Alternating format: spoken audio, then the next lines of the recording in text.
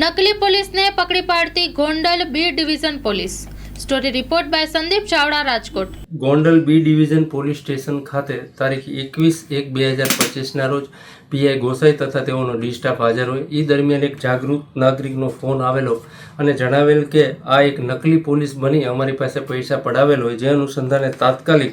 બનાવવાળા સ્થળે પીઆઈ ગોસાઈ તથા તેના માણસો પહોંચી ગયેલા અને પૂછપરછ કરતા ફરિયાદી કેયુરભાઈ કમલેશભાઈ કોટડિયા પટેલ, ઉંમર 28, ભોજરાજપરા ગોંડલ રહે છે અને તેઓએ કહેલ કે આ જે સામે આરોપી હોય તેની પૂછપરછ કરતા તેને પોતાનું નામ મિહિર ભાનુભાઈ કુંગસિયા રે રાજકોટ વાળો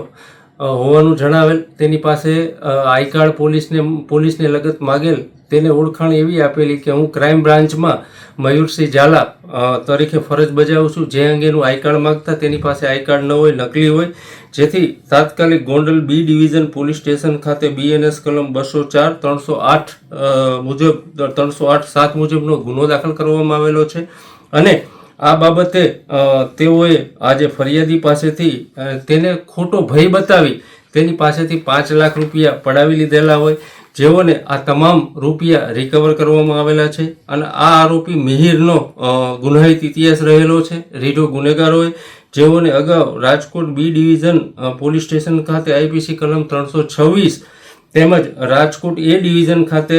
બીએનએસ કલમ 308/204 નકલી પોલીસનો પણ અગાઉ ગુનો દાખલ કરવામાં આવેલો છે અને હાલે આ બાબતે તપાસ ચાલી રહી છે। આ બાબતે અમારા આઈજીપી શ્રી અશોક કુમાર યાદવ સાહેબ તેમજ એસપી શ્રી હિમકરસિંહ સાહેબની સૂચનાથી આ આરોપીને ગણતરીના કલાકોમાં અટક કરવામાં આવેલા છે અને આગળ તપાસ ચાલુ છે।